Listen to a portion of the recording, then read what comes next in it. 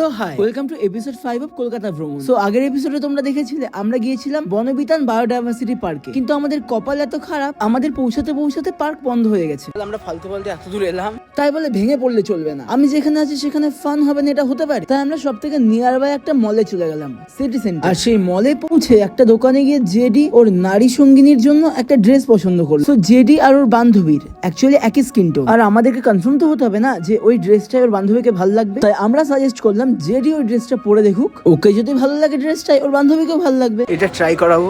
না না না, আমি ট্রাই করব না। মুখে যতই না বলুক না কেন, আন্দারই আন্দার জেডি খুবই এক্সাইটেড ছিল। मैं नहीं हूं इन लोगों के साथ।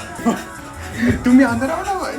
যাই হোক, জেডি ড্রেসটা ট্রাই করলো আর ওর পছন্দ হলো, বাট ব্যাপারটা হলো আমরা টাকা পয়সা নিয়ে কেউ আসেনি সেরকম, তাই কিছুই কেনা হলো না। ট্রায়াল রুমে ড্রেস ট্রাই করে নিজের গরিবত্ব বুঝে আমরা হোস্টেল ফেরত যাবো। আর একদম ইচ্ছা নেই কিছু ঘোরার তো ইচ্ছে ছিল না, কিন্তু আমার একটা বন্ধু আমাকে কল করলো, ও নন্দনে আছে, একা একা বসে আছে। তাই এত ক্লান্ত হওয়ার পরেও 1 ঘন্টা জার্নি করে আমরা গেলাম নন্দন। আর সেখানে গিয়ে রোল খেতে খেতে চারিদিকে কপালের সমুদ্র দেখে আমরা গেলাম ডিপ্রেশন।